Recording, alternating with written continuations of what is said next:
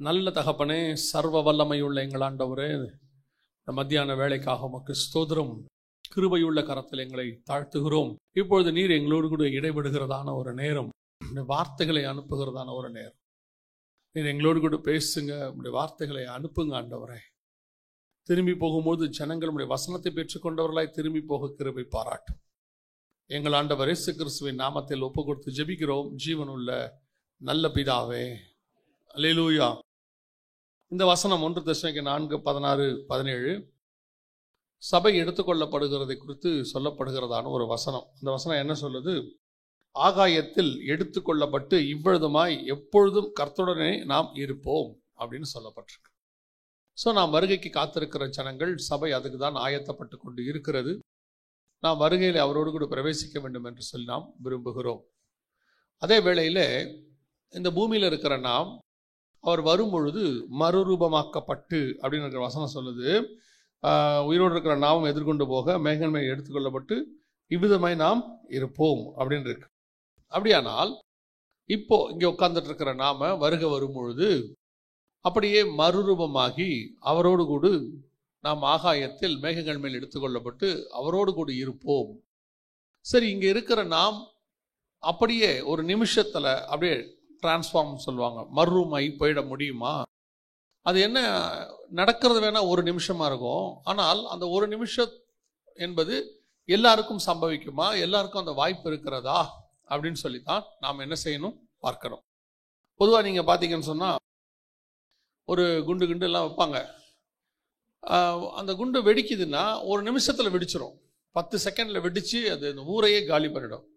ஆனால் அதுக்கான ப்ராசஸ் இருக்குல்ல, அந்த குண்டு வைக்கிறது, குண்டு தயாரிக்கிறது, அது ரொம்ப மாதம் நடக்கும்.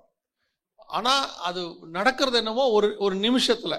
அதே மாதிரி தான் இந்த மறுரூபமாக்கப்படுகிறது ஒரு நிமிஷம், ஒரு இமை பொழுதாக இருந்தாலும் அவரோடு கூட நாம் சடனாக, அப்படிதான் வசனம் சொல்லுது, அப்படியே சடனாக நாம் மாறி போகிறோம்.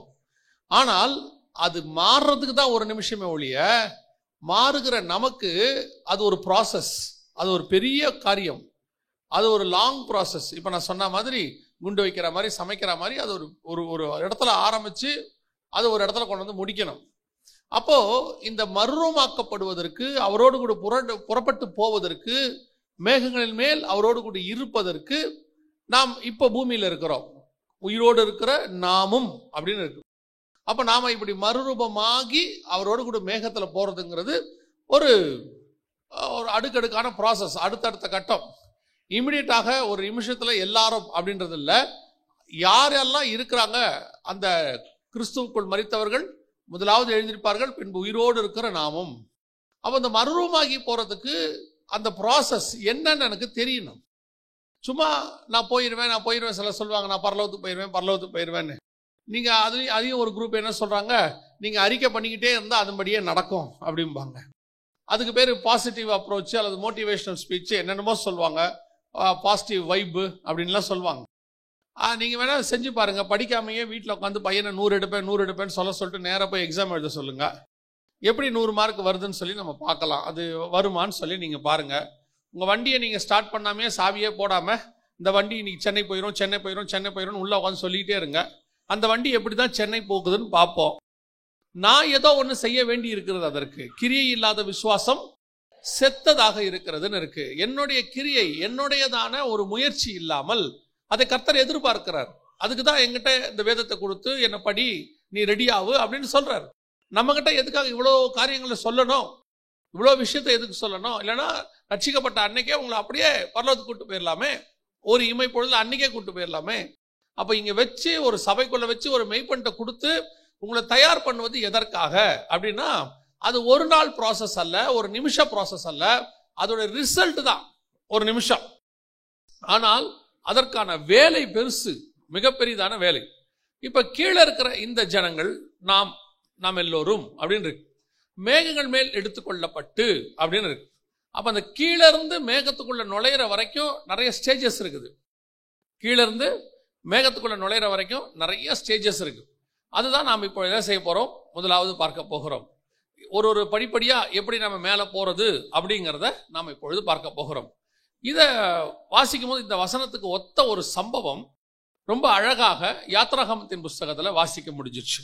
அதுக்கு ஒத்த ஒரு சம்பவம் புதிய ஏற்பாட்டிலையும் இருக்கு. நான் அதை அப்புறம் உங்களுக்கு கம்பேர் பண்ணி சொல்றேன். யாத்ராகமத்தின் புஸ்தகம் 32ஆம் அதிகாரம் 5வது வசனத்தை வாசிக்கும். ஆரோன் அதை பார்த்து, அதற்கு முன்பாக ஒரு பலிபீடத்தை கட்டி நாளைக்கு கர்த்தருக்கு பண்டிகை என்று கூறினான். இப்ப இந்த சம்பவம் உங்க எல்லாருக்கும் தெரியும். இந்த சம்பவம் நம்ம எல்லாருக்கும் தெரியும். இப்ப என்ன நடக்குது அப்படின்னு சொல்லி கேட்டீங்கன்னு சொன்னா, கானானுக்கு போகும்படி எகிப்திலிருந்து ஒரு பெரிய கூட்டம் அழைத்து கொண்டு வரப்படுகிறது. யாத்ராகமம் என்பது புதிய ஏற்பாட்டில் இப்ப நம்ம பண்ணிக்கிட்டு இருக்க அந்த பிரயாணத்தினுடைய நிழலாட்டம். அது யாத்திரை ஆகமம் அப்படின்னா என்ன அர்த்தம்னா, இட்ஸ் ஆன் ஜேர்னி. டிராவல் பண்றோம். எங்கிருந்து? பழைய வாழ்க்கை எகிப்திலிருந்து எங்க போறோம்? பரம கானானுக்கு போவதற்கு. நடுவுல ஞானஸ்தானம் இருக்கு, அதாவது செங்கடலை கடந்து வர்றது. மேகஸ்தம்பம் அக்கினி ஸ்தம்பம் என்பது ஆவியினாலும் அக்கினினாலும் அபிஷேகம் பண்ணப்படுவது. மன்னா கண்மலை தண்ணி என்பது ஞான போஜனம், ஞான பானம், அதாவது கம்யூனியனுக்கு ஈக்குவலாக. இதெல்லாம் 1 கொரிந்தியர் 10 இருக்கு. பவுல் சொல்றாரு, எல்லாம் அதுல இருக்கு. ஸோ இது ஒரு ஸ்டேஜ். அப்படி வரும்பொழுது இந்த புறப்பட்டு வர கூட்டம் ஒரு இடத்தில் அவர்கள் என்ன செய்கிறார்கள் என்று சொன்னால், இவர்கள் கானானுக்கு போக வேண்டியவர்கள். ஆனால் கானானுக்கு போகிற ஒரு இடத்துல இவர்கள் அத்தனை பேரும் மோசேயை காணாதபடினாலே, மோசே மலைக்கு மேல போயிட்டார். இப்ப நம்ம அடுத்து அதை தான் பார்க்க போறோம். மலைக்கு மேல போயிட்டார். ஆனால் கீழே மோசே இல்லைங்கிற அந்த 40 நாள் ஆயிடுச்சு. இரவும் பகலும் 40 நாள், கிட்டத்தட்ட 1.5 மாசம்னு வச்சுக்கோங்களேன். மோசேயை காணோம். உடனடியாக அவங்க என்ன முடிவு எடுக்கிறாங்க? கானானுக்கு பிரயாணப்படுவதற்கு நமக்கு ஒரு ஆள் தேவைப்படுகிறது அப்படின்னு சொல்லிட்டு, இப்போ இவங்க பிரயாணத்தை முன்னின்று நடத்துவதுக்கு ஒரு ஆள் வேணும். அதான் இப்ப முக்கியம். அவங்க தேடுவது எதுக்கு? இவங்களை முன்னின்று நடத்துவதற்கு ஒரு ஆள் வேணும். இப்போ முன்னின்று நடத்துவதற்கு இவங்க ஒரு ஆளை செலக்ட் பண்றாங்க, ஒரு கண்ணுக்குட்டியை செலக்ட் பண்றாங்க. நம்ம எல்லாருக்கும் தெரிஞ்ச சம்பவம். ஆனா முன்னின்று நடத்த வேண்டிய அந்த கண்ணுக்குட்டி வந்த உடனே இவங்களுடையதான, பிரயாணத்தில் இருக்க வேண்டிய இவங்களுடையதான மிக முக்கியமான காரியம் என்னவா மாறிடுச்சு? 6வது வசனம் வாசிங்க. அதுல மறுநாள் அதிகாலையில் எழுந்து சர்வாங்க தகன பலிகளை இட்டு சமாதான பலிகளை செலுத்தினார்கள். பின்பு ஜனங்கள் புசிக்கவும் குடிக்கவும் உட்கார்ந்து விளையாட எழுந்திருந்தார்கள். இதான் ரொம்ப முக்கியம். இப்ப என்ன ஆயிடுச்சு? பிரயாணம் போயிட்டே இருக்குது. ஆனால் பிரயாணத்துல சொன்ன பலி எல்லாம் செலுத்தப்படுகிறது. கொடுத்த முறைமைகள் ஃபாலோ பண்ணப்படுகிறது. சர்ச்சுக்கு வர்றது கரெக்டா வர்றது. ஞாயிற்றுக்கிழமை வர்றதுல எந்த பிரச்சனையும் இல்லை. கம்யூனியன் எடுக்கிறதுல பிரச்சனை இல்லை. அதற்கு பிறகு கிறிஸ்துமஸ் ஈஸ்டர் கொண்டாடுறதுல பிரச்சனை இல்லை. எல்லாம் கரெக்டா போயிட்டே இருக்குது. ஆனா இப்ப இங்க பிரச்சனை என்ன அப்படின்னு கேட்டீங்கன்னா, வழி நடத்தக்கூடியதான மோசேக்கு பதிலாக கண்ணுக்குட்டி உள்ள வந்துட்டதுனால இப்போ இவர்கள் கானானுடைய விஷனோட போயிட்டு இருந்தவங்க வேறொரு விஷனுக்குள்ள வந்துட்டாங்க. எங்க உட்கார்ந்தாங்களாம்? புசிக்கவும் குடிக்கவும் உட்கார்ந்து விளையாடவும் எழுந்திருத்தார்கள். இவங்களுடைய மோட்டிவ் கானான், இவங்க மோட்டிவ் பரலோகம். ஆனால் இப்ப விளையாட்டு வந்துருச்சு, என்டர்டைன்மெண்ட். ஜாலியா சாப்பிட்டு புசிச்சு குடிச்சு ஜாலியா இருக்கணும். என்னங்க இப்ப என்ன? கானான் வனாந்தரத்துல நடத்தி கொண்டு வந்து அந்த பலிங்கிறீங்க, இந்த பலிங்கிறீங்க, அதை சொல்றீங்க, இதை சொல்றீங்க, அப்படி பண்ணு இப்படி பண்ணுங்கிறீங்க. ஒரே ஸ்ட்ரிக்டா போயிட்டு இருந்துச்சு மோசே இருக்கிற வரைக்கும். ஓய்வு நாள்ல வெளியே வரக்கூடாதுங்கிறாங்க, எதுவும் செய்யக்கூடாதுங்கிறாங்க. அப்புறம் மன்னாவை போய் காலைல எடுத்துட்டு வான்னு சொல்றாங்க. ஒவ்வொன்னு பயங்கர ஸ்ட்ரிக்டா போயிட்டு இருக்கு. ஒரு நாள் பார்த்தாங்க, இந்த ஸ்ட்ரிக்டா நடத்துற ஆள் ஒருத்தன் இல்ல. கொஞ்ச நாளைக்கு கரெக்டா வசனம் சொல்றவன் இல்ல. கொஞ்ச நாளைக்கு கர்த்தரோடு கூட வசனத்தை வாங்கி கொண்டு வந்து கொடுக்கிறவன் இல்லை. நடுவுல கண்ணுக்குட்டி வந்துருச்சு, பொன் கண்ணுக்குட்டி வந்துருச்சு. அவன் என்ன சொல்லி கொடுத்துட்டான்? புசிக்கவும் குடிக்கவும் உட்கார்ந்து விளையாடவும் எழுதிக்க, எல்லாம் ஜாலியா இரு, என்டர்டைன் பண்ணு. ஏன்? இதுவும் சர்வாங்க தகன பலி செலுத்தி தான் நடக்குது. இதுவும் பலிகள் எல்லாம் செலுத்தப்பட்டு அதிகாலையில் எழுந்திருச்சு. அதுதான் ரொம்ப முக்கியம். எப்பவும் போல ஆராதனை நடக்குது, எப்பவும் போல தானே எல்லாமே போயிட்டு இருக்குது. ஆனா இங்கே வழி நடத்துகிறவன் மாறிவிட்டான். இங்கே அந்த கர்த்தர் சொன்ன முறைமைகள் மாறிவிட்டது. இங்க என்ன வந்துருச்சு? என்டர்டைன்மெண்ட். இங்க என்ன வந்துருச்சு? மோசே இருக்கிற வரைக்கும் தாங்க இந்த டென்ஷன், மோசே இருக்கிற வரைக்கும் தான் இந்த பிரச்சனை. எப்ப பார்த்தாலும் சொல்லிக்கிட்டே இருப்பார் ஏதாவது ஒண்ணு. இப்ப பாருங்க, ஒண்ணு இல்ல, ஜாலியா இருக்கு. இப்ப ஜனங்களுக்கு எப்படி இருக்குது? இது பிடிச்சிருக்குது. ஆனா இவர்கள் யார்? மேகத்தின் மேல் எடுத்துக்கொள்ளப்பட்டு பரம கானானுக்குள் இருக்க வேண்டியவர்கள், பரலோகத்துக்குள்ள இருக்க வேண்டியவர்கள். இன்னைக்கு அப்படிதான் யங்ஸ்டர்ஸ், அப்படிதான் பெரியவங்களும் இருக்கிறாங்க. பிரயாணம் கொஞ்சம் ரொம்ப வருஷமா போயிட்டே இருக்குது. 10 வருஷம் 20 வருஷம் 30 வருஷம். பிரயாணம் போக போக போக போக நடுவுல கொஞ்சம் நல்ல அதான் பார்த்துக்கிட்டே இருக்கிறோம். சத்தியம் பேசுற நிறைய ஊழியர்கள் எடுத்துக்கொள்ளப்படுகிறார்கள். நிறைய சத்தியம் பேசுறவங்க கடந்து போயிட்டே இருக்கிறாங்க. அதுக்கு பதிலா கண்ணுக்குட்டி வந்துகிட்டு இருக்குது. அது என்ன சொல்லி கொடுக்குது? புசிக்கவும் குடிக்கவும், நல்ல ஜாலியா இருங்க, என்டர்டெயின் பண்ணுங்க, ஆடுங்க, ஓடுங்க, ஓடியாருங்க, டான்ஸ் ஆடுங்க, எல்லாம் பண்ணுங்க. என்ன ஏப்பா அதுதான்ப்பா கிறிஸ்டியானிட்டி. இப்ப என்ன சர்வாங்க தகன பலி அங்க செலுத்தலையா? பாவ நிவர்த்தி பலி செலுத்தலையா? எல்லாமே சூப்பரா தானப்பா இருக்குது. இதுல என்னப்பா நீ மிஸ்டேக் பாக்குறீங்க? மோசே கொடுத்துட்டு போன பிரமாணமும் இருக்குது, நாங்க நுழைச்ச விளையாட்டும் உள்ள இருக்கு. அப்படிதானே இருக்கு. அந்த இடத்துல மோசே கொடுத்த பலியும் இருக்கு, நாங்க உள்ள நுழைச்ச விளையாட்டும் அங்க இருக்கு. புசிக்கவும் குடிக்கவும் உட்கார்ந்து விளையாடவும் ரெண்டும் மிக்ஸ் ஆயிருச்சு. ஆண்டவர் சொல்றாரு, பழைய துருத்தியோட புதிய ரசத்தை என்ன செய்யாத, மிக்ஸ் பண்ணாத. இன்னைக்கு கொண்டு வந்து தேவபுத்திரர் மனுஷகுமாரத்திகளோடு கூட இணைதலை போல இன்னைக்கு சபை உலகத்தோடு கூட இணைய தொடங்கிருச்சு. இஸ்ரவேல் ஜனங்கள் மோவாபிய ஸ்திரீகளோடு கூட இணைகிறது போல, சாலமோன் எகிப்திலிருந்து பெண் கொண்டது போல, ஏசா கானானிய ஸ்திரீயை திருமணம் செய்தது போல இன்னைக்கு சபையானது உலகத்தோடு கூட மனம் முடித்திருக்கிறது. இன்னைக்கு கண்ணுக்குட்டி வழிபாடு இருக்குது நிறைய இடத்துல. ஆனா கண்ணுக்குட்டி வழிபாடுன்னு தெரியாது. காரணம், பலி கரெக்டா நடந்துகிட்டு இருக்குது கூடவே. அவங்க சொன்ன என்ன இப்ப ஆராதனையில் என்ன மிஸ்டேக் சொல்றீங்க? என்ன ஆராதனை மிஸ்டேக் இருக்கு? உங்களை விட இப்ப நாங்க நல்லா கீபோர்டு வாசிக்கிறோம், உங்களை விட இப்ப நல்லா கிராண்டா இருக்கிறோம், இப்ப நாங்க நல்லாவே கொயர் டீம் வச்சிருக்கிறோம், நல்லாவே மைக் வச்சிருக்கிறோம், நாங்க PA சிஸ்டம் வச்சிருக்கிறோம், எல்லாம் இருக்குது தம்பி. நடுவுல கண்ணுக்குட்டியும் இருக்குதுப்பா, நடுவுல கண்ணுக்குட்டியும் இருக்குது. மோசே இருக்கும்போது கண்ணுக்குட்டி இல்ல. அப்பா மோசே இருக்கும்போது கண்ணுக்குட்டி இல்ல. இப்போ மோசே போயிட்டாரு, கண்ணுக்குட்டி சூப்பரா இருக்கு. பாருங்க, மோசே இருக்கிற வரைக்கும் எங்க தேவனை பார்க்கணும், தோ சத்தம் கேட்கும், எங்களுக்கு கேட்காது. மோசே தான் கேட்டு கேட்டு சொல்லுவார். மோசே இருக்கிற வரைக்கும் எங்கள் தேவனை கண்ணால பார்க்கவே முடியல. இப்போ எல்லாம் ஜாலியா இருக்கு. தேவனை பார்க்கணுமா, பார்த்துக்க, என்ன பண்ணும் பண்ணிக்க, என்ன வேணாலும் பண்ணிக்க.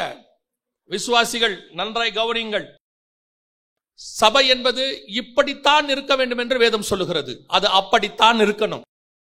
உங்க இஷ்டத்துக்கு மாடிஃபை பண்றதுக்கு சர்ச்சு உங்கள் மனவாட்டி அல்ல, தேவனுடைய மனவாட்டி. தேவனுடைய மனவாட்டியை மாடிஃபை பண்ற அதிகாரம் ஒரு வயலுக்கும் கிடையாது. கடைசியில என்ன வந்துரும் தெரியுமா? அந்த 32ஆம் அதிகாரம் யாத்ராகமத்தின் புத்தகத்தை வாசிச்சு பாருங்க. வசனம் சொல்லுது, 32:25 வாசிங்க. தங்கள் பகைவருக்குள் அவமானப்படத்தக்கதாக, பகைவருக்குள் அவமானப்படத்தக்கதாக ஆரோன் அவர்களை நிர்வாணமாக்கி. ஆரோன் அவர்களை இன்னைக்கு என்ன இருக்குது? புறஜாதியார் சபையை பார்த்து ஆலோசனை சொல்ற அளவுக்கு சபை நிர்வாணமா இருக்குது. உலகத்தான் பார்த்து சபையை கிண்டல் பண்ற அளவுக்கு சபை நிர்வாணமா இருக்குது. கர்த்தர் அருவருக்கிற காரியம் சபைக்குள்ள இருக்குது. ஒரு வெளிநாட்டில் ஒரு சபை நடந்துச்சு. அங்கே நடக்கிற சம்பவத்தை பார்த்து அந்த பாஸ்டர் கிட்ட உள்ளுக்குள்ள எல்லா களியாட்டமும் நடக்குது. வெளியே அந்த ஊழியக்காரர் எழுந்திரிச்சு வந்துட்டார். இதுக்கு மேல அது உள்ள உட்காந்தா கர்த்தருடைய சாபம் வந்துட போதுன்னு சொல்லிட்டு வெளியே வந்த உடனே அந்த சபைக்கு எதிர்த்தாப்புல ஒரு புறஜாதி மனுஷன், அவர் கடை வச்சு நடத்திட்டு இருக்கிறார். அப்போ அந்த புறஜாதி மனுஷன் அந்த ஊழியக்காரன் தெரியாது. அவரை பார்த்து கேட்கிறாராம், என்ன சார் நடக்குது உள்ள? ஒரே கிளப் டான்ஸ் மாதிரி இருக்குதே சார், கலர் கலர் லைட் போட்டு எல்லாம் ஆடிட்டு கிடக்குதே. பகைவர்களுக்குள்ள நிர்வாணமாகத்தக்கதாக சபைகளுக்குள்ள இல்லாத அருவருப்பு என்ன இருக்கு இன்னைக்கு? புறஜாதியார் இடத்துல காணப்படாத அருவருப்பு என்ன உங்ககிட்ட நம்ம கிட்ட இல்லாம இருக்குது? ஆனா எல்லாம் எப்படி இருக்குது? முலா பூசப்பட்டிருக்குது. எல்லாம் சர்வாங்க தகன பலி செலுத்தி நடுவுல இருக்குது. பார்க்கறதுக்கு இப்ப நீங்க என்ன சொல்ல வரீங்க? எகிப்தில் பலி கொடுத்தது போல நாங்கள் பலி கொடுப்போம், எகிப்தில் இருந்த மாதிரி இருப்போம். அதான் வேதம் சொல்லுகிறது. புசிக்கவும் குடிக்கவும் உட்கார்ந்து ஒரு கூட்டம் அழிய தொடங்கிருச்சு. ஒரு நாள் வரும், நியாய தீர்ப்பு வரும். இது மலையில ஒரு இன்ச்சு கூட ஏறாது. மலைக்கு மேல போனா, மேகத்துக்குள்ள போனா தான் பரலோகத்துக்கு போக முடியும்னு வேதம் சொல்லுது. அப்படிதான் 1 தசனிக்கர் 4:16-17 வாசிச்சோம். மேகங்களின் மேல் ஆகாயத்தில் எடுத்துக்கொள்ளப்பட்டு. அப்ப நீ மேகத்துக்குள்ள போகணும்னா தரையில இருக்கிற மேகத்துக்குள்ள போக முடியாதுப்பா. தரையில இருந்து நீ அடுத்த ஸ்டேஜுக்கு போகணுமே.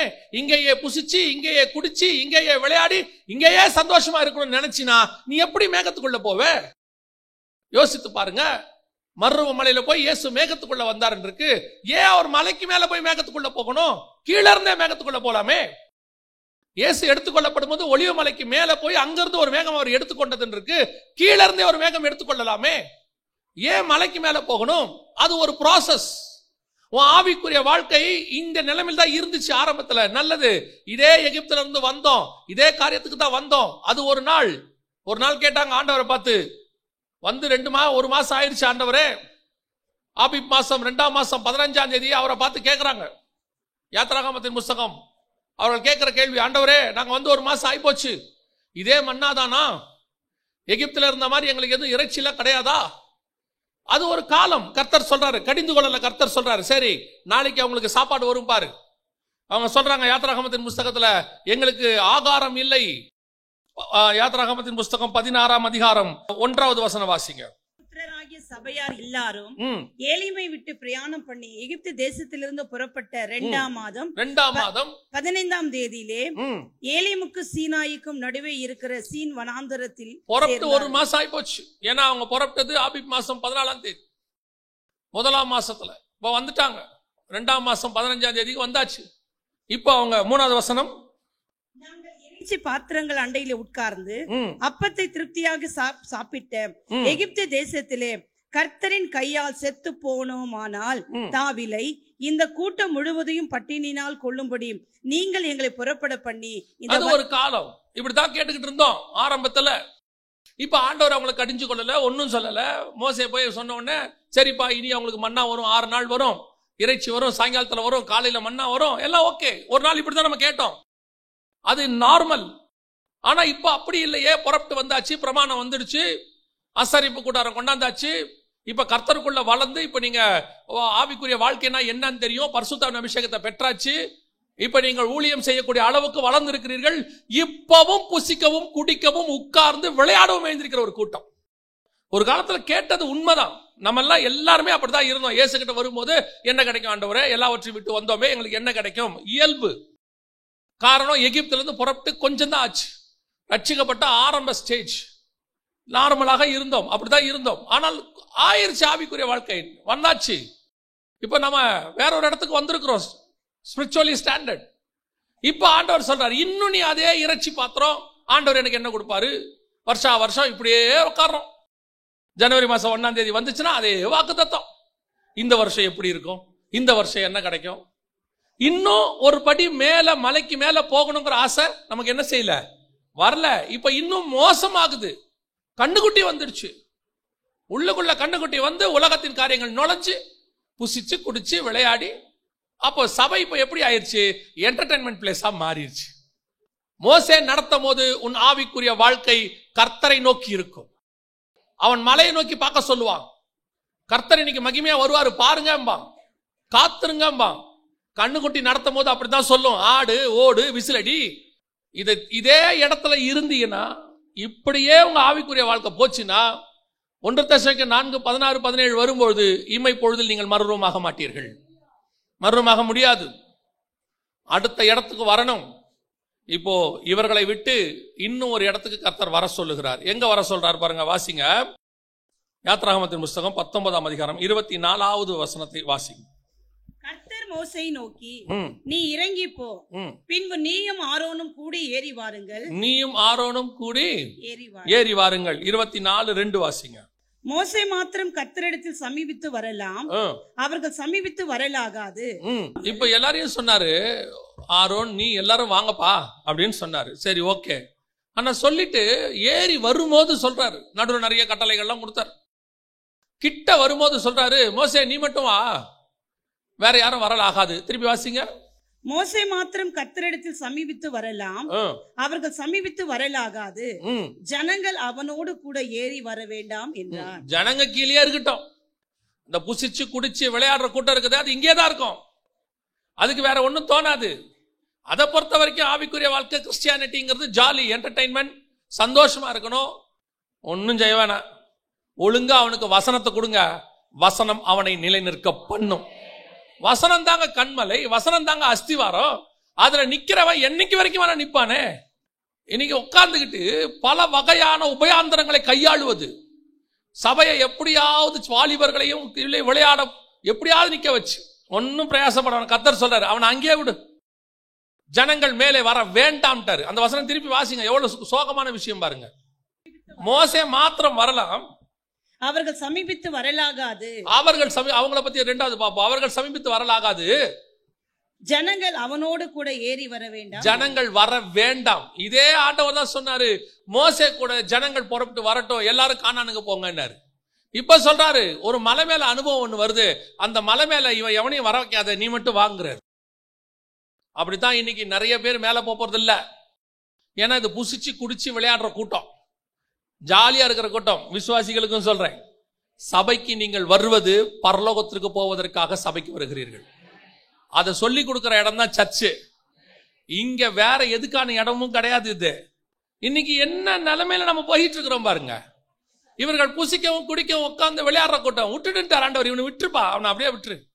அடுத்து இன்னொரு கூட்டத்தை சொல்றாரு, மேல வரட்டும்பா, இவன் வரட்டும். அந்த திருப்பி வாசிங்க பார்ப்போம், 19:24 வாசிங்க. கர்த்தர் மோசேயை நோக்கி, நீ இறங்கி போ, பின்பு நீயும் ஆரோனும் கூடி ஏறி வாருங்கள், நீங்க எல்லாம் வாங்கன்ட்டார். இவர் தான் சொன்னாரு. அதே ஆண்டவர் திருப்பி சொல்றாரு 24:2 வாசிங்க. மோசே மாத்திரம் கர்த்தரிடத்தில் சமீபித்து வரலாம், அவர்கள் சமீபித்து வரலாகாது. அவங்க வர வேணான்ட்டாரு. ஆரோன், நாதாக், அபியூ இவங்க எல்லாம் வர வேணான்ட்டாரு. அவங்க எல்லாம் அங்கே இருக்கட்டும்பா, they must stay there, அங்கே இருக்க சொல்லு. அவங்க யாரும் என்ன செய்யாத, கூட்டு வராத. ஏன் ஆண்டவரே, நீங்க தானே வர சொன்னீங்க. இது அடுத்த கூட்டம். இது ஆவிக்குரிய வாழ்க்கையில கொஞ்சம் வளர்ச்சி. இப்போ ஃபர்ஸ்ட் சொன்னது சுத்த மோசம், ஆட்டம் பாட்டம் கொண்டாட்டம் விசிலு, அது அந்த கூட்டம். அது மலையில ஏறவே இல்லை, அதெல்லாம் கீழே உட்காந்துருச்சு, நல்ல டான்ஸ் ஆடிட்டு இருக்கிற கூட்டம். அதை விட்டுருங்க, கர்த்தர் சொல்லிட்டாரு அவர்கள் வர வேண்டாம். இப்ப அதை விட கொஞ்சம் ஒரு படி மேல அவனை கூட்டு வான்னாரு ஆரோனை. வர சொல்லும் போது அடுத்து பார்த்தா ஒரு இடத்துல அவன் அதுக்கு மேல வர வேணான்னு சொல்லு, அந்த இடத்துல நிக்க சொல்லு, அவனை நீ மட்டும் அதுக்கு மேல வா, அவன் ஒரு இடத்துல நில்லுன்னு சொல்றாரு. இவன் யாரு? இவர் தான் அழைத்தார், அழைப்பை பெற்றவன். யாரு? அழைப்பு பெற்றவர்கள், கர்த்தரால் தெரிந்து கொள்ளப்பட்டவர்கள், கர்த்தர் விசேஷமா சொல்லி கூப்பிட்டவங்க, அவனை கூட்டிட்டு வா அப்படின்னு. ஆனால் ஒரு இடத்துல கர்த்தர் சொல்றாரு, அவன் வேணாம் அதுக்கு மேல, அவன் அதத்துல நிக்கட்டும், நீ மட்டும் மேல வா மோசே. ஏன் ஆண்டவரே, ஏன் இவனை வேணாங்கிறீங்க? நீங்க தானே கூட்டிட்டு வந்தீங்க. அதுவும் இன்னும் அழகா நீங்க பாத்தீங்கன்னா அந்த 24 சொல்லும், கர்த்தர் அவரை நோக்கி கரம் நீட்டவில்லைன்னு இருக்கும். கர்த்தர் அவரை நோக்கி கரம் நீட்டவில்லை. மோசேயை பார்த்து கர்த்தர் சொன்னார், நீ மட்டும் வேலை வா. என்ன காரணமா இருக்கும் அப்படின்னா அங்க ரீசன் சொல்லல, ஆனா ரீசன் பின்னாடி இருக்குது, கீழே இருக்கு. வாசிங்க, அதே 24ஆம் அதிகாரம் 11வது வசனம் வாசி, 11 வாசி. அவர் இஸ்ரவேல் புத்திரருடைய அதிபதிகள் மேல் தம்முடைய கையை நீட்டவில்லை. அவர்கள் தேவனை தரிசித்து. யாரு இவங்கள? யாரு?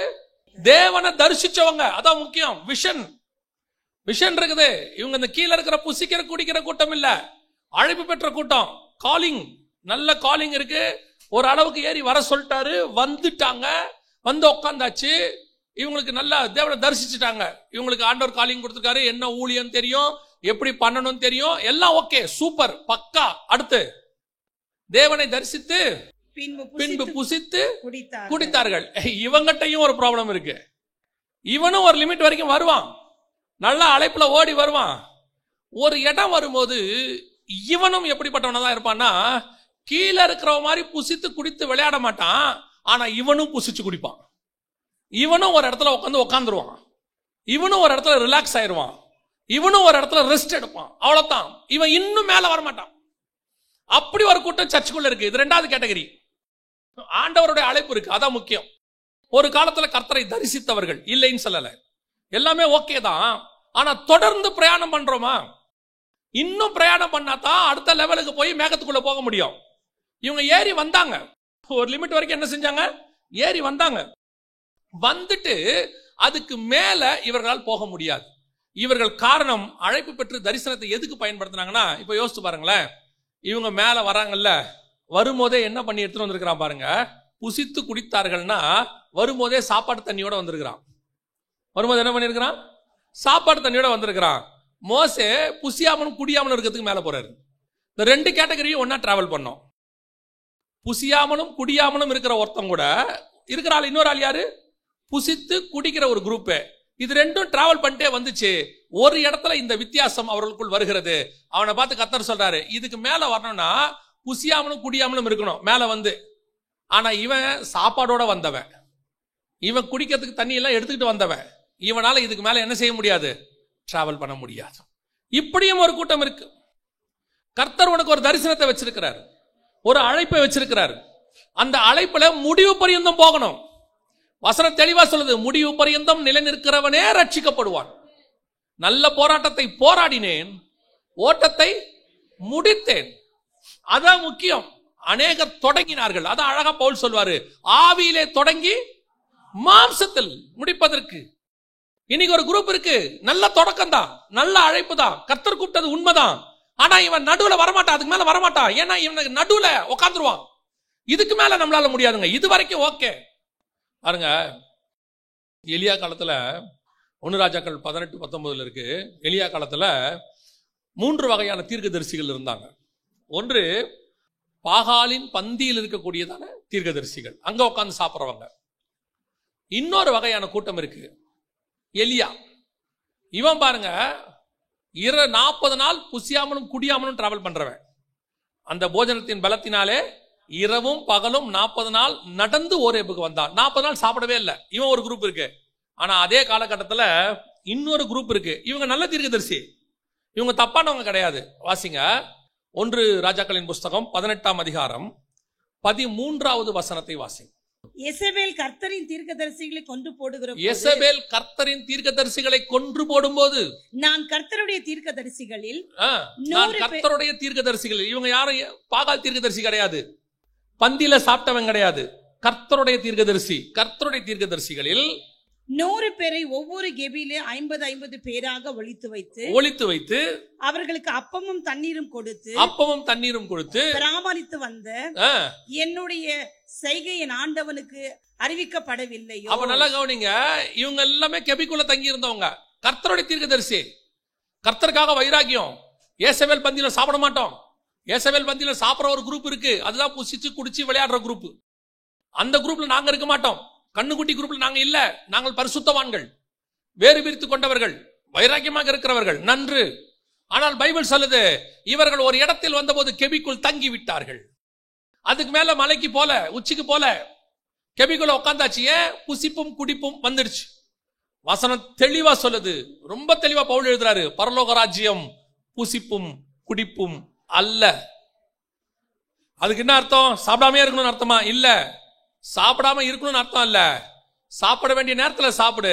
ஆனால் பரலோகத்தின் தரிசனம் வரும்போது சோறு தண்ணி இல்லாம ஓடிக்கிட்டே இருக்கணும். அதுக்கு இம்பார்ட்டன்ஸ் கொடுக்க கூடாது. என்ன கிடைக்குதா சாப்பிட்டு போயிட்டே இருக்கணும். இன்னைக்கு ஒருத்தருக்கு, நான் இப்படித்தான், எனக்கு இப்படித்தான் டிசைன், நாங்க இப்படித்தான் இருப்போம், சும்மா ஓவரா பேசுறாங்கம்பாங்க. இப்ப யோசிச்சு பாருங்க, பவுல் என்ன செஞ்சிருக்கலாம்? அவருடைய சொத்துக்களை எல்லாவற்றையும் வித்து ட்ரஸ்ட் ஆரம்பிச்சிருக்கலாம் இல்லையா? பேதுரு என்ன பண்ணிருக்கலாம்? எல்லாரும் வித்து பாதத்துல வச்சாங்க, ஒரு இடத்துல ஃபார்ம் பண்ணி அவரும் என்ன பண்ணிருக்கலாம்? புசிச்சு குடிச்சு ஒரு இடத்துல உட்காந்துருக்கலாம்.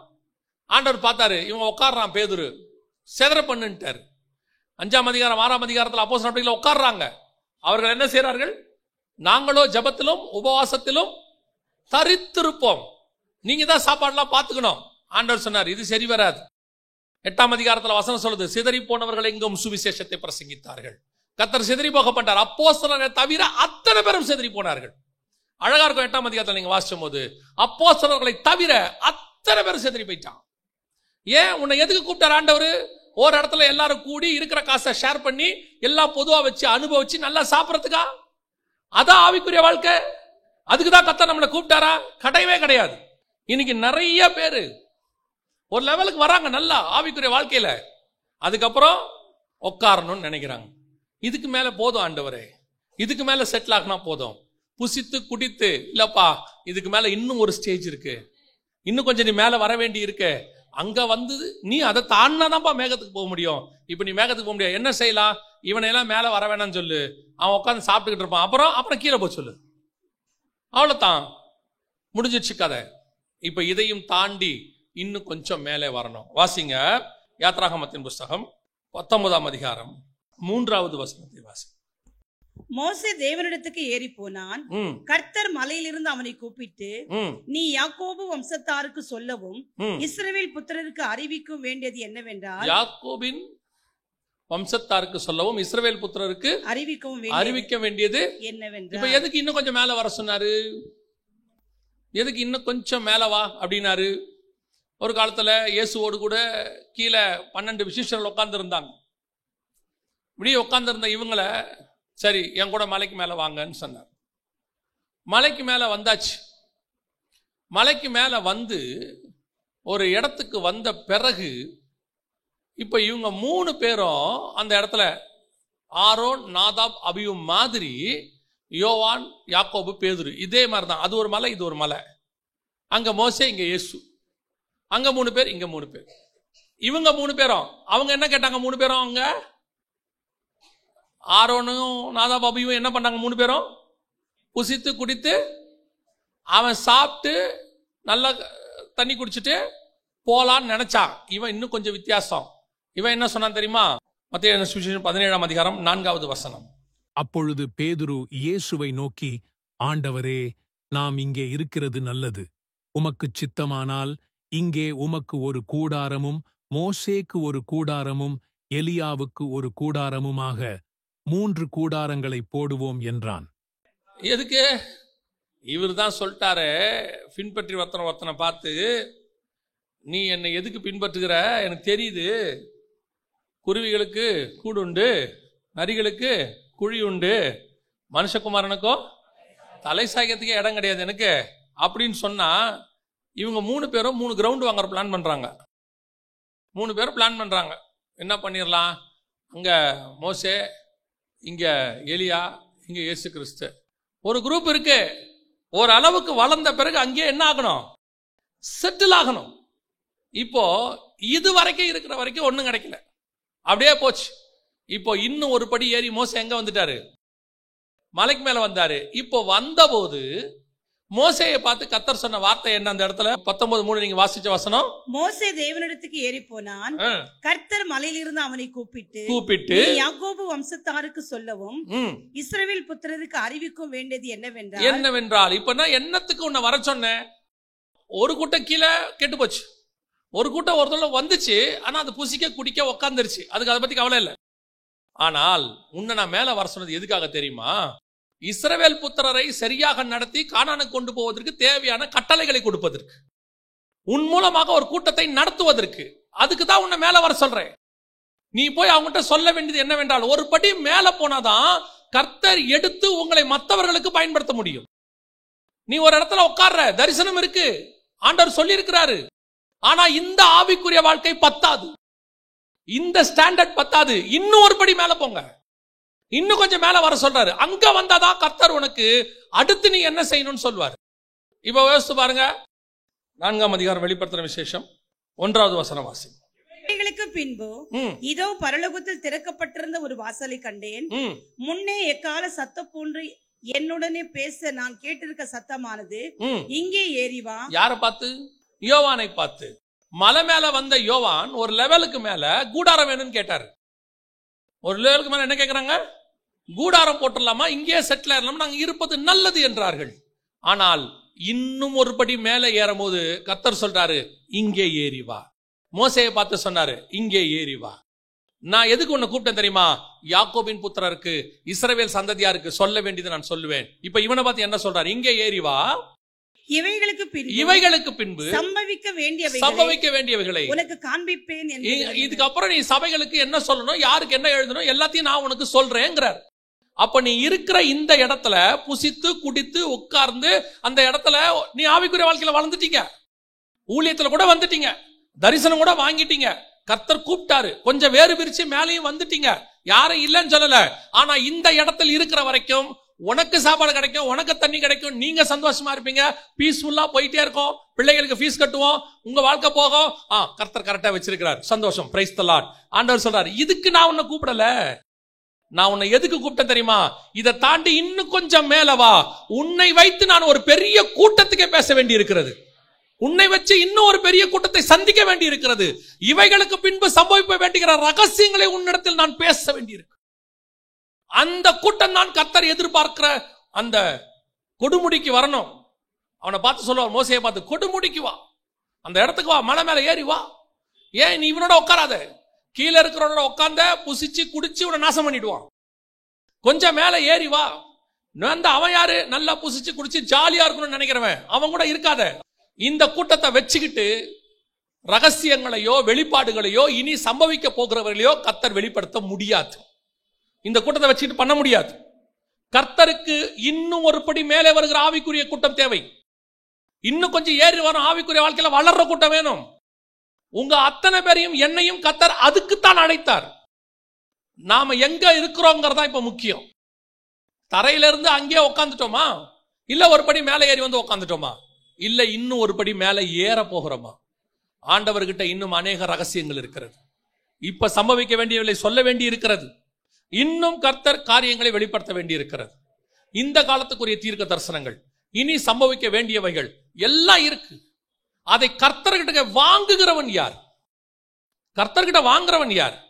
வந்து திறப்பின் வாசலில நிற்பவன் யார்? சமீபத்தில் மோகன்சி அண்ணன் கூட பேசிட்டு இருந்தோம். அவர்கிட்ட பேசும்போது நான் ஒரு விஷயத்தை திருப்பி திருப்பி கவனிச்சுக்கிட்டே இருந்தேன். அவர் வாயிலிருந்து ஒரு வார்த்தை வந்துகிட்டே இருந்துச்சு, கவனிச்சுட்டே இருந்தேன். எப்படியும் ஒரு நிமிஷத்துக்கு ஒரு தடவை அவர் வாயிலிருந்து வர வார்த்தை, கர்த்தர் எனக்கு சொன்னார், கர்த்தர் எனக்கு சொன்னார். என்ன ஒரு கான்ஃபிடென்ட் பாருங்க, கர்த்தர் சொன்னார். இன்னைக்கு நம்ம ஒரு நாளைக்கு ஒரு தடவை இல்ல ஒரு மாசத்துக்கு ஒரு தடவை கர்த்தர் என்கிட்ட சொன்னார்ன்றதை கேட்கறதுக்கே நமக்கு கஷ்டமா இருக்கு. எனக்கு இந்த காரியத்தை கர்த்தர் சொன்னார் தம்பி. அவர் பேசும்போது சரளமா வருது, கர்த்தர் சொன்னார், கர்த்தர் சொன்னார். இதுதான் நீ ஆவிக்குரிய வாழ்க்கையில வளர்ந்து மேல வர்ற இடம். கர்த்தர் உங்ககிட்ட பேசணும், விஷயத்தை சொல்லணும். இப்படி செய், இதை பண்ணி, இப்படி ஊழியம் பண்ணி, இந்த சுவிசேஷம் சொல்லு, இத்தனை ஜனங்களுக்கு போய் சொல்லு, இந்த விஷயத்தை சொல்லு, இப்படி நடக்க போது, இவ்வளவு காரியங்கள் வரப்போது. அந்த மாதிரி கர்த்தர்கிட்ட இருந்து வாங்கி கொடுக்கிறவன் யார்? அந்த இடத்துக்கு வளருகிறவன் யார்? இல்ல நீ இங்கேயே உட்காந்து புசிச்சு குடிச்சு நாதா பாபியும் மாதிரி கூடாரம் போட்டு இங்கேயே சாகிறதுனால சாகலாம், ஒரு பிரச்சனையும் இல்லை. ஆனா ஒண்ணு, நீ வரலனா இன்னொருத்தனை கர்த்தர் மேலே கொண்டு வந்து உட்கார வச்சிருப்பார். இன்னொருத்தரை கர்த்தர் கொண்டு வருவார். அவர் வேலை கண்டிப்பாக நடக்கும். வித்தவுட் சாக்ரிஃபைஸ் நீ வாழ்க்கையில எந்த விதமான கருத்தையும் பெற முடியாது. நீ கர்த்தருக்காக எதையும் இழக்காம, எதையும் செய்யாம, ஒரு சின்ன காரியம் அதுக்கு வைராக்கியம், நான் இப்படித்தான், நான் இந்த மாதிரி தான் ஆண்டவர் சொல்வார். உன்னை வச்சு ஒன்னும் செய்ய முடியாது. நீ எனக்காக வா, உனக்குன்னு ஒண்ணு வச்சுக்காத, நான் சொல்ற இடத்துக்கு ஏறி வா, உன்னை கொண்டு நான் பெரிய காரியத்தை செய்ய முடியும். நீ உன் டிசைனை விடு, நான் இப்படி தாங்கிற டிசைனை விடு, நான் இந்த மாதிரி தான். ஆண்டவர்கிட்ட சொல்லு, ஆண்டவரே நீர் என்னை எப்படி வணைந்தாலும் நான் என்னை விட்டு கொடுக்கிறேன், என்ன சொன்னாலும் நான் விட்டு கொடுக்கிறேன். அதுதான் யோசித்து பாருங்க. நியாயப்பிரமாணத்துல இருக்கிறதுலே வைராக்கியமான ஆள் யாருன்னா பவுல் தான். அவ்வளோ வைராக்கியம். ஆனால் அந்த ஆள் தான் போய் உட்கார்ந்து புறஜாதியாரோட, கிரேக்கர்களோட அங்க சாப்பிட்டு அங்க தூங்கி அவங்களோட இருந்து எல்லாத்தையும் செய்யறான். கடைசியில எருசலேம்ல என்ன சொல்லிட்டாங்களாமா, இவன் புறஜாதியாரோட போய் புறஜாதியாரா மாறிட்டான்றாங்களாமா. அதை பத்தி அந்த ஆள் கொஞ்சம் கூட கவலைப்படல. எனக்கு என்ற விருப்பு, எனக்கு என்ற வெறுப்பு ஒண்ணும் கிடையாது. எனக்கு ஒன்னே ஒண்ணு இருக்குன்னா அது கிறிஸ்துவுக்காக வாழ்வது மட்டுங்கிற முடிவெடுக்கிறார் பவுல். அந்த முடிவை தான் நீங்களும் நானும் எடுக்கணும். அதுதான் மலையில் ஏறி வருகிற அனுபவம். நீங்க எனக்கு இந்த இருக்கு, இந்த காரியங்கள், நான் இப்படி ஒரு செட்டப்ல வளர்ந்தேன், நான் இந்த மாதிரி ஒரு காரியத்துல வாழ்ந்துட்டு இருக்கிறேன், நான் இப்படி மாற மாட்டேன், நான் இப்படித்தான்னா கர்த்தர் உன்னை மேல கூட்டிட்டு போக முடியாது. பல இடங்கள்ல கர்த்தர் உன்னை யூஸ் பண்ண முடியாது. எங்கேயோ இருக்கிற மிஷினரி அங்கிருந்து வந்து இங்க செத்தானா எப்படி செத்துருப்பான்? அவன் ஊர்ல -4 டிகிரி 1 டிகிரி, இங்க வந்து இறங்கினா 50-100 அடிக்கும். அவங்க ஊர்ல அவன் டேபிள் சேர்ல தான் உட்காந்து சாப்பிடுவான். நம்ம ஊர்ல நம்மளால கீழே உட்காந்து சப்பளங்கால் போட்டு சாப்பிடுவாங்க. அவனுக்கு கீழே உட்காரவே முடியாது. அவங்க ஊர்ல சுத்தமா இருக்கும் காத்து, இங்க வந்த உடனே சளி பிடிக்கும். அவன் இங்க வந்து மிஷினரி ஊழியம் பண்ணணும்னா எவ்வளவு கஷ்டம். வந்து பண்ணி செத்தே போயிட்டாமல இங்க. அதுதான் கர்த்தருக்காக மலை மேல ஏறுகிற அனுபவம். நான் இப்படி இல்லை, நான் அப்படி இல்லை, நான் இப்படிதான் திம்பேன். அவர் வந்து இங்க கேட்டிருப்பாரா? ராக்லாண்ட் வந்து கேட்டிருப்பாரா? ஒரு சின்ன காரியத்தை கர்த்தருக்கு நீ ஒரு தியாகம் பண்ண முடியல, சாக்ரிஃபைஸ் பண்ண முடியலையே, நீ எப்படி மலைக்கு மேல ஏறி வருவ? அதுதான் மோசே. எகிப்துல வச்சா எகிப்துல இருப்பான், மீதியான் தேசத்துல வச்சா மீதியான் தேசத்துல இருப்பான் 40 வருஷம். வனாந்தரத்துல வச்சா வனாந்தரத்துல இருப்பான். மலை மேல வேணா மலை மேல வருவான், செத்து போனா செத்து போயிடுவான். அதான் மோசே. அவ்வளவுதான். அவனோடு தான் கர்த்தர் மலையில பேச முடியும். கர்த்தர் உன்னை எடுத்து பயன்படுத்த விரும்புகிறார். உன்னோடு கூட அநேக காரியங்களை கர்த்தர் ஷேர் பண்ண விரும்புகிறார். ஆனால் அவர் சொல்லுகிற இடத்திற்கு நீ வர வேண்டும். அந்த இடத்துக்கு வரும்போது கர்த்தர் பேசுவார். கடைசியாக இந்த இடத்துக்கு நீ வந்தா மட்டும்தான் அதுக்கு மேல ஒரு இடம் இருக்கு, நீங்க போக முடியும். வாசிங்க, முடிக்கலாம், நான் சொல்லி முடிக்கிறேன். வாசிங்க யாத்ராகமத்தின் புஸ்தகம் 19ஆம் அதிகாரம் 9வது வசனவாசி. அப்பொழுது கர்த்தர் மோசேயை நோக்கி, நான் உன்னோடு பேசும்போது ஜனங்கள் கேட்டு உன்னை என்றைக்கும் விசுவாசிக்கும்படி நான் கார்மேகத்தில் உன்னிடத்தில் வருவேன் என்றார். இப்ப 24:18 வாசி. மோசே மேகத்தின் நடுவே பிரவேசித்து அந்த மலைக்கு வந்தாதான் அவன் எங்க போக முடியும்? மேகத்துக்குள்ள போக முடியும். இப்போ மத்தேயு சுவிசேஷம் 17ஆம் அதிகாரம் 5வது வசனம் வாசி. அவன் பேசுகையில் இதோ ஒளி உள்ள ஒரு மேகம் அவர்கள் மேல் நிழலிட்டது. நல்லா கவனிச்சுக்கொள்ளுங்க. இப்ப கீழே ஒரு குரூப் இருக்கு, மேல ஒரு குரூப் வந்துச்சு. இப்ப அதையும் தாண்டி இயேசு மலைக்கு வந்தாரு. கீழே ஒரு குரூப் இருந்துச்சு, ஆரோன் நாதாப் அபியூ மேல இருந்தாங்க. அதையும் தாண்டி மோசே எங்க வந்தாரு? மலைக்கு உச்சிக்கு வந்தாரு. இப்போ இங்கேயும் ஒரு மேகம் வந்துச்சு, அங்கேயும் ஒரு மேகம் வந்துச்சு. 2 பேரும் மேகத்துக்குள் பிரவேசித்தார்கள். 2 பேரும் மேகத்துக்குள்ள பிரவேசிக்கிறாங்க. 2 பேருக்கும் ஏன் மேகத்துக்குள்ள பிரவேசிச்சாங்கன்னா, அங்க ஆண்டவர் கொண்டு போனதுக்கு ஒரு காரணம் இருக்கிறது. என்ன காரணம் தெரியுமா? 2 பேரை பார்த்தும் கர்த்தர் ஒரு வார்த்தை சொல்வாரு. வாசிங்க, நம்ம முடிக்க போகிறோம். 2 பேரை பார்த்தும் சொல்வாரு. மத்தேயு சுவிசேஷம் 17ஆம் அதிகாரம் 5வது வசனம் வாசிங்க. அவன் பேசுகையில் இதோ ஒளி உள்ள ஒரு மேகம் அவர்கள் மேல் நிழலிட்டது. இவர் என்னுடைய நேசகுமாரன், இவரில் பிரியமாய் இருக்கிறேன், இவருக்கு செவி கொடுங்கள். இவர் என் நேசகுமாரன், இவரில் நான் பிரியமாய் இருக்கிறேன், இவருக்கு செவி கொடுங்கள். இப்போ மோசே மேகத்துக்குள்ள போறாரு. வாசிங்க, யாத்ராகமத்தின் புஸ்தகம் 19ஆம் அதிகாரம் 9வது வசனம் வாசி. அப்பொழுது கர்த்தர் மோசேயை நோக்கி, நான் உன்னோடு பேசும்போது ஜனங்கள் கேட்டு உன்னை என்றைக்கும் விசுவாசிக்கும்படி. இப்ப இயேசுவை பார்த்து என்ன சொன்னாரு? இவர் என்னுடைய நேசகுமாரன், இவரில் நான் பிரியமாய் இருக்கிறேன், இவருக்கு செவி கொடுங்கள். இங்க மோசேயை பார்த்து என்ன சொல்றாரு? ஜனங்கள் உனக்கு செவி கொடுக்கும்படிக்கு. அப்போ நீங்கள் பேசுகிற வார்த்தை ஜனங்களுக்கு ரீச் ஆகணும். கர்த்தர் உங்களுக்கு வெளிப்படுத்துகிறது, மலைமுகட்டுக்கு வந்தா வெளிப்படுத்திடுவாரு.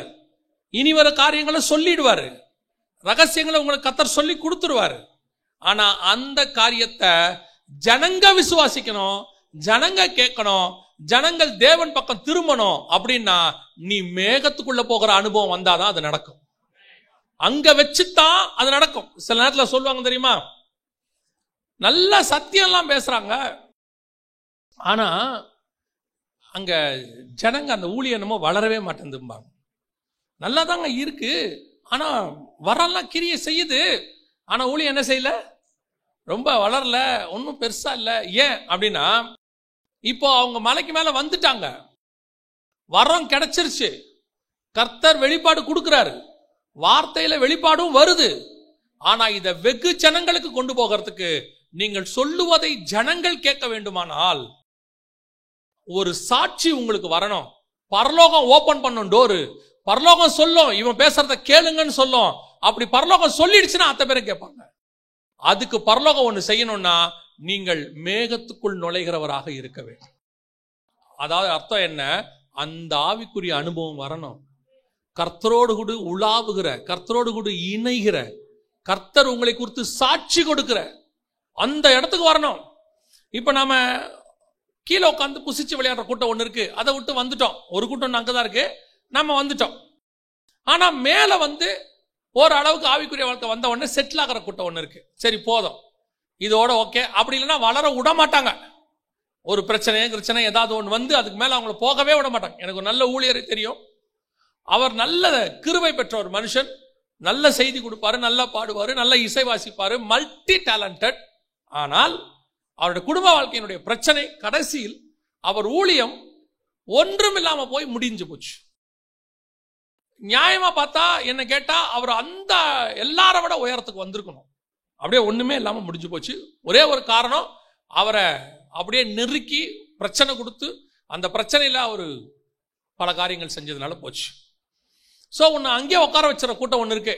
இப்போ நீங்க அதையும் தாண்டி வரணும், அதை ஃபேஸ் பண்ணணும், அதை ஜெயிக்கணும். ஜெயிச்சு மேலே வரும்போது கர்த்தர் இப்பொழுது உங்களுக்கு அநேக காரியங்களை சொல்லிக் கொடுப்பார். இவைகளுக்கு பின்பு சம்பவிப்பதை நான் உனக்கு காண்பிப்பேன் வா, அதை சொல்லுவாரு. ஜனங்களுக்கு சொல்ல வேண்டியதை நான் உனக்கு சொல்லுவேன் வா, மோசேயை கூப்பிடுவாரு. இதெல்லாமே கரெக்டா நடக்கும். ஆனா இது ஜனங்களுக்கு ரீச் ஆகிறதுன்னு ஒண்ணு இருக்குல்ல. இப்போ யோசிச்சு பாருங்க, எபேசு சபைக்கு சிறைச்சாலையில வச்சு பவுல் லெட்டர் எழுதிட்டாரு. பவுல் லெட்டர் எழுதியாச்சு. ஆனா இந்த லெட்டர் உங்க கைக்கும் என் கைக்கும் இன்னைக்கு இங்க வந்து சேர்ந்து உலகத்துல கோடிக்கணக்கான அளவுக்கு பிரிண்ட் ஆகணும்னா வெறும் லெட்டர் எழுதினா பத்தாது. அதுக்கு பவுலுடைய ஆவிக்குரிய வாழ்க்கை ரொம்ப முக்கியம். அவன் எந்த அளவுக்கு கர்த்தரோட இருந்தானோ அந்த அளவுக்கு இது போச்சு. அவன் சொல்றான், நான் 3வது வானம் வரைக்கும் எடுத்துக்கொள்ளப்பட்டேன். நான் ஊழியம் பண்ணது ஒரு பக்கம், ஊழியத்துக்காக பிரயாசப்பட்டது ஒரு பக்கம், அடி வாங்கினது ஒரு பக்கம், லெட்டர் எழுதுறது ஒரு பக்கம். ஆனா என் பர்சனல் லைஃப் கர்த்தரோடு கூட மேகத்தில் நடக்கிறவனாய் நான் காணப்பட்டேன். அதுதான் உங்க மினிஸ்ட்ரி உங்களை எல்லாத்தையும் தூக்கிட்டு போய் மேல நிறுத்தும். இன்னைக்கு நல்லா மினிஸ்ட்ரி பண்றாங்க, கர்த்தரோட இருக்க மாட்டாங்க. அவங்க சொல்ற வார்த்தை என்ன வருதுன்னு தெரியுமா? ஜெபிக்கவே நேரம் இல்லைங்க, வேதம் வாசிக்கவே நேரம் இல்லை, பிஸியா ஓடுறோம். பிசாசு உங்களை வீழ்த்த பார்க்கறான்னு அர்த்தம். பிசாசு என்ன செய்ய பார்க்கறான்? வீழ்த்த பார்க்கறான்னு அர்த்தம். எவ்வளவு பிஸியா இருந்தாலும் இயேசு அதிகாலையில் ஜெபம் பண்ணிட போயிடுவார். எவ்வளவு பிஸி, முதல் நூற்றாண்டு அப்போஸ்தலர்கள் அவங்க தான் சபையை ஸ்தாபிக்கிறாங்க. ஆனா பாத்தீங்கன்னா இத்தனாம் மணி வேளையில யோவானும் பேதுருவும் ஜெபம் பண்ணும்படி போனார்கள். பேதுருவை பத்தி சொல்லுது, கொர்நேலியஸ் கூப்பிடும் போது அவன் இத்தனாம் மணி வேளையில ஜெபம் பண்ணி கொண்டிருந்தான். ஜெபிக்கிறதுக்கு நேரம் கரெக்டா வச்சிருந்தாங்க. கர்த்தரோட இருக்கிற ரிலேஷன்ஷிப். இன்னைக்கு ஜெபமே கிடையாது, பைபிள் வாசிக்கிறதே கிடையாது, சோதனம் பண்ணிக்கிட்டே இருப்பாங்க. சோதனம் சோதனம் சோதனம் சோதனம் சோதனம் சோதனம். கேட்டா சொல்லுவாங்க, நான் சோதனம் பண்ணிட்டு தான் இருக்கிறேன். எப்பா காலையில தனியா ஒரு ஆண்டோட உட்காந்து ஜெபம் பண்ணியா? நான் தான் எப்பவுமே சோதனம் பண்றேன். இன்னைக்கு அதுக்கு கூட நேரம் ஒதுக்காத ஒரு குரூப் இருக்கு. தேவனோட சஞ்சரிக்கிறதுக்கு நேரம் இல்ல, மேகத்துக்கு மேல போகாது. ஆனா கிருபை இருக்கு, கர்த்தர் வரம் கொடுத்திருக்காரு, கிஃப்ட் கொடுத்திருக்காரு, எல்லாம் கொடுத்திருக்காரு. நல்லா தெரிஞ்சுக்கொள்ளுங்க, உங்ககிட்ட என்னதான் கொடுத்தாலும் வண்டியில பெட்ரோல் இல்லாட்டி வண்டி ஓடாது. நீங்க BMW வச்சுக்கோங்க, சூப்பர் வண்டிங்க, எலக்ட்ரிக்கல் வண்டி, சார்ஜ் மட்டும் தாங்க போடல. மற்றபடி கை வச்சா ஓடாதா? ஓடாது. ஜோம் பண்ணா ஓடாதா? ஓடாது. ஜபத்தோட நீ பண்ண வேண்டிய சார்ஜ் பண்ணுப்பா, போட வேண்டிய பெட்ரோலை போடு. உங்ககிட்ட இப்போ காரு காஸ்ட்லியா இருக்கு, 4 பேர் வேணா தள்ளுறதுக்கு கூட ஆள் இருக்கு, ஆனா நீ பெட்ரோல் போட்டா தான் அந்த வண்டி ஓடும். இன்னைக்கு மேகத்துக்குள் போய் பாருங்க, உங்க ஊழியத்தை கர்த்தர் எப்படி கொண்டு போறாருன்னு பாருங்க. மேகத்துக்குள்ள போய் பாருங்க, உங்க ஆவிக்குரிய வாழ்க்கை எப்படி இருக்குன்னு பாருங்க. நான் மேகத்துக்குள் எடுத்துக்கொள்ளப்படணும்னா, பின்பு உயிரோடு இருக்கிற நாமும் வரணும்னா, முதல்ல ஒரு கூட்டத்தை விட்டு நீங்க வெளியே வரணும். புசிச்சு குடிச்சு விளையாடுற கூட்டம் ஒண்ணு இருக்கு, அதை விட்டு முதல்ல வெளியே வா. அதான் அப்போஸ்தலர் 2:40 சொல்லுது, மாறுபாடான சந்ததியை விட்டு விலகி உங்களை ரட்சித்துக் கொள்ளுங்கள். அதை விட்டு வெளியே வாங்க. 2வது, மலை மேல ஏற தொடங்கிட்டீங்க, கெபிக்குள்ள போய் உட்காந்துராதீங்க. ஒரு இடத்துல திருப்தி அடையவே கூடாது. எனக்கென்று ஒரு இடத்தை கர்த்தர் கொடுமுடியில வச்சிருக்கிறார். நீ மலையின் உயரத்துக்கு வா, உச்சத்துக்கு வா. அங்கே கர்த்தர் நிறைய பேருக்கு சொல்ல வேண்டியதை வச்சுக்கிட்டு காத்திருக்காரு, நம்ம கிட்ட சொல்லி சொல்றதுக்கு வச்சிருக்கிறார். ஆனா அதை சொல்லுவாரு, வாங்கிட்டு கீழே வந்துடக்கூடாது, அதையும் தாண்டி மேகத்துக்குள்ள போகணும். அங்கே உன்னை குறித்து ஒரு சாட்சி இருக்கும். அங்கே உங்ககிட்ட ஆண்டவர் சொல்லுவாரு, அநேகர் இவருக்கு செவி கொடுங்கன்னு சொல்லுவாரு. அவர் சொல்லிட்டாரு, அதுக்கப்புறம் ஜனங்கள் உங்களுக்கு செவி கொடுக்க தொடங்குவார்கள். இது எல்லாமே உங்க தனிப்பட்ட ஆவிக்குரிய வாழ்க்கையை பேஸ் பண்ணி தான் இருக்கே ஒழிய வேற எதை பேஸ் பண்ணியுமே இல்லை. அல்லேலூயா. நாம் ஜெபிக்க போகிறோம். நம்ம எல்லாம் எழுந்திருப்போமா தேவ சமூகத்துல? ஒரு சின்ன சுய பரிசோதனை பண்ணி பார்ப்போம். இப்போ அந்த பிரயாணத்துல கிறிஸ்து வரும்போது மறுரூமாயி மேகத்துக்குள்ள போறவங்க தான் என்றென்றைக்கும் அவரோடு கூட இருப்பாங்கன்னு இருக்கு. இப்ப இந்த பிரயாணத்துல நீங்க இன்னும் மலைக்கு கீழேயே இருக்கீங்களா? கண்ணுக்குட்டிக்கு பின்னாடி போயிட்டு இருக்கிறீங்களா? ஆனா பலிகள்லாம் கரெக்டா தான் செலுத்துறீங்க, சொல்லும் போது எல்லாம் கரெக்டா தான் போயிட்டு இருக்குது, ஆராதனைக்கெல்லாம் நாங்க கரெக்டா போயிடுவோம். ஆனா உங்களை நடத்துகிறது யார்? மோசேவா கண்ணுக்குட்டியா? எதை வச்சு கண்டுபிடிக்கலாம்? மோசே உனக்கு பிரமாணத்தை போதிப்பான், வசனத்தை போதிப்பான், சத்தியத்தை சொல்லுவான். கண்ணுக்குட்டி உன்னை புசிக்க சொல்லும், குடிக்க சொல்லும், விளையாட சொல்லும், நிர்வாணமாக்கும், அவமானப்படுத்தும். உன்னை ஜாலியா இருக்க சொல்றது கண்ணுக்குட்டி, உன்னை ஆத்மாக்களுக்காக அழ சொல்றது மோசே, உன்னை புசித்து குடித்து என்டர்டைன் பண்ண சொல்றது கண்ணுக்குட்டி, ஆனா உன்னை மலைக்கு மேல ஏறி வர சொல்றது மோசே. நீங்க யாருன்னு நீங்களே முடிவு பண்ணிக்கங்க. 2வது, இப்ப மலைக்கு மேல வந்துட்டீங்க, இதெல்லாம் வேண்டாம், சத்தியத்துக்குள்ள நான் இருக்க போகிறேன், சத்தியத்துல வளர போறேன் அப்படின்னு தீர்மானம் பண்ணி வந்துட்டீங்க. ஆனா வந்த நீங்க ஒரு இடத்துல ஒரு திருப்தி, ஒரு இடத்துல போதும், இதுவரைக்கும் நமக்கு தெரிஞ்சதே பெரிய விஷயம், இதுவரைக்கும் கர்த்தர் வெளிப்படுத்துறதே பெரிய விஷயம் அப்படின்னு ஒரு இடத்துல புசிக்க குடிக்க உட்கார்றீங்களா? இல்லையே அங்க ஒரு கூடாரம் போட்டு இங்கேயே நாம் இருப்பது நல்லதுன்னு சொல்றீங்களா? கர்த்தர் பார்க்கிறார். அப்படிப்பட்டவனை பார்த்து கர்த்தர் சொல்றாரு, அவன் மேலே வர வேண்டாம், அவன் இங்கே விரும்புகிறவன், ஆவிக்குரிய வாழ்க்கையை வியாபாரமாய் செய்கிறவன், அதிலே சம்பாதிக்க நினைக்கிறவன், அந்த இடத்துல அவன் திருப்தி அடைகிறவன், அங்க உட்கார நினைக்கிறவன். ஆண்டவர் சொல்றார், அவன் மேலே வர வேண்டாம், நீ வா மோசே, நான் உன்னோடு கூட அநேகருக்கு சொல்ல வேண்டிய வார்த்தை இருக்கிறது, அதை உங்ககிட்ட சொல்றேன். அநேக காரியங்கள் வெளிப்படுத்த வேண்டி இருக்கிறது, இன்னும் மேல வா. ஆண்டவர் உங்களை அதுக்கு தான் இப்ப அழைக்கிறார். அநேக காரியங்களை கர்த்தர் உங்களோடு கூட பேசணும். அநேகருக்கு கொண்டு போக வேண்டிய ஊழியம் உங்ககிட்ட இருக்கு. அநேகரை விடுதலையாக்க வேண்டியவன் நீ, அநேகரை சுகமாக்க வேண்டியவன், அநேகருக்கு தீர்க்க தரிசனம் சொல்லி பக்தி வைராக்கியம் உண்டாக்க வேண்டியவன், அநேகரை நீதியின் பாதையிலே நடத்த வேண்டியவன், அநேகரை மேய்க்க வேண்டியவன், அநேகருக்கு வசனத்தை போதிக்க வேண்டியவன். நீ இன்னும் கொஞ்சம் மேல வா. ஆழமான காரியங்களை நான் உனக்கு போதிப்பேன், மறைவான மன்னாவை நான் உனக்கு புசிக்க கொடுப்பேன், உனக்கு உன் அறிவுக்கு எட்டாதுமான காரியங்களை உனக்கு நான் தருவேன். நீ வந்து என்னோடு கூட காத்திரு, என் அண்டையில் ஒரு இடம் உண்டு, நீ அங்கே வா. அங்கே வரும்போது என் பின்புறம், எல்லாருக்கும் முன்புறம் தெரியும், நான் உனக்கு பின்புறத்தை காட்டுறேன். காரணம், முன்புறம் என்பது பின்புறம் என்பதும் தேவனுக்கு ஒரே மாதிரி தான். ஆனா பின்புறம் என்பது ரகசியம், யாருக்கும் தெரியாத ரகசியத்தை நான் உனக்கு அறிவிப்பேன். அதனாலதான் கர்த்தர் மோசேயை பார்த்து சொல்றாரு, அவனை போல ஒருத்தன் என்கிட்ட இல்லவே இல்லை, அவனை மாதிரி ஒருத்தன் என்கிட்ட இல்லவே இல்லைங்கிறார். உன்னையும் அப்படித்தான் கர்த்தர் கூப்பிடுறாரு. நீ இந்த புசிச்சு விளையாடுற கூட்டத்தில் இருந்து உன்னை வேஸ்ட் பண்ணிக்காத, சும்மா அந்த உலக பிரகாரமான காரியங்கள்ல உன்னை வேஸ்ட் பண்ணிடாத, கண்ணுக்குட்டிகளுக்கு பின்னாடி போயிடாத, புசித்து குடித்து விளையாடுற கூட்டத்துக்கிட்ட பின்னாடி போயிடாத, இன்னும் ஏறி வா. அநேக காரியங்களை கர்த்தர் உனக்கு வெளிப்படுத்துவார், அநேக காரியங்களை கர்த்தர் உனக்கு சொல்லி தருவார். கடைசியாய் மேகத்துக்குள்ளே வாங்க. மேகத்துக்குள்ளே கர்த்தருடைய சாட்சி இருக்கு. உங்களை குறித்து கர்த்தர் கட்டளையிடுவார், செவி கொடுங்கள் என்று சொல்லுவார். உங்களை ஜனங்கள் விசுவாசிக்கும்படி நீ மேகத்துக்குள்ளே வா என்று கர்த்தர் கூப்பிடுகிறார். நான் உன்னிடத்துல கார்மேகத்தில் வருவேன், அப்பொழுது ஜனங்கள் உன்னை விசுவாசிக்கும்படி நான் உன்னிடத்தில் பேசுவேன் என்கிறார். ஒப்பு கொடுப்போமா? இந்த 4 ஸ்டேஜில் நாம் 4வது ஸ்டேஜில் இருக்கிறது தான் நல்லது. அதுதான் நம்முடைய முடிவாக இருக்கணும். பாருங்க, நீங்க அந்த மேகத்துக்குள்ள போயிட்டீங்கன்னா, எலியா மேகத்தின் மேல் ஏறி பரலோகத்திற்கு சென்றான் இருக்கிறது. சுழல் காற்றில் ஏறி பரலோகத்துக்கு சென்றான். நீங்க மேகத்தில் ஏறி இயேசு பரலோகத்துக்கு போயிட்டார். அதே மாதிரி நாமும் மேகத்தின் மேல் ஏற போகிறோம்னு 1 தெசலோனிக்கர் சொல்லுது. நாமளும் மேகத்தில் ஏறி பரலோகத்துக்கு போகும்படி காத்திருக்கிறோம். நல்ல ஆவிக்குரிய பிரயாணம் இது, நல்ல ஆவிக்குரிய பிரயாணம். ரொம்ப நல்லா இருக்கும். கர்த்தரோட நடக்கும்போது ரொம்ப சந்தோஷமா இருக்கும். ஒரு சிலரோட இருந்தா உங்களுக்கு சந்தோஷமா இருக்கும், ஒரு சிலரோட பேசிக்கிட்டு இருந்தா உங்களுக்கு சந்தோஷமா இருக்கும், ஒரு சிலரோட உட்காந்து சாப்பிட்டா சந்தோஷமா இருக்கும். நான் சொல்றேன், இயேசுவோட நடந்து பாருங்க, இருக்கிறதுலயே அதுதான் சந்தோஷத்தின் சந்தோஷம், உச்சமான சந்தோஷம். ஒப்பு கொடுப்போமா தேவ சமூகத்துல? நான் அப்படி ஒரு ஆவிக்குரிய வாழ்க்கைக்கு வரணும் ஆண்டவரே, அப்படி ஒரு ஆவிக்குரிய வாழ்க்கைக்கு நான் வரணும் அப்பா. ஒப்பு கொடுப்போமா? கரங்களை தேவனுக்கு நேராக அப்படி வாழ விரும்புறவங்க, அந்த மாதிரி வாழ விரும்புறவங்க, உங்க ஆவிக்குரிய வாழ்க்கையில நான் இன்னும் வளர்ந்து கர்த்தரோடு கூட இருக்கணும்னு நினைக்கிறவங்க கரங்களை தேவனுக்கு நேராக உயர்த்தி, ஆண்டவரே நான் மேகத்துக்குள்ள வரணும்.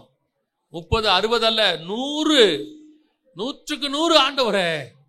ஒப்பு கொடுப்போமா? நல்ல தகப்பனே, சர்வ வல்லமையுள்ள எங்கள் ஆண்டவரே, நீர் வரும்பொழுது மேகத்துக்குள் காணப்படுகிற கூட்டத்தில் நாங்களும் இருக்க வேண்டுமே, ஆகாயத்தில் எடுத்துக்கொள்ளப்படுகிற கூட்டத்தில் காணப்பட வேண்டுமே ஆண்டவரே. ஏதோ கண்ணுக்குட்டிக்கு நடுவில் இருந்து நாங்கள் எழும்பி ஓடி வர வேண்டுமே, மலையிலே கெபிக்குள் தங்காதபடிக்கு இன்னும் உயரத்திற்கு வர வேண்டுமே, உம்மிடத்திலிருந்து வெளிப்பாடுகளை பெற்று திருப்தி அடையாமல் இன்னும் நான் மேகத்துக்குள்ள வரணுமே ஆண்டவர்.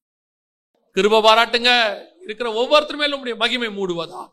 அப்படிப்பட்ட ஒரு ஆவிக்குரிய அனுபவம் இங்க இருக்கிற ஒவ்வொருத்தருக்கும், பார்க்கிற கேட்கிற ஒவ்வொருத்தருக்கும் வர கிருபை பாராட்டு. மகிமையுள்ள கரத்தில் எங்களை தாழ்த்துகிறோம் எங்கள் ஆண்டவர் இயேசு கிறிஸ்துவின் நாமத்தில் பிதாவே.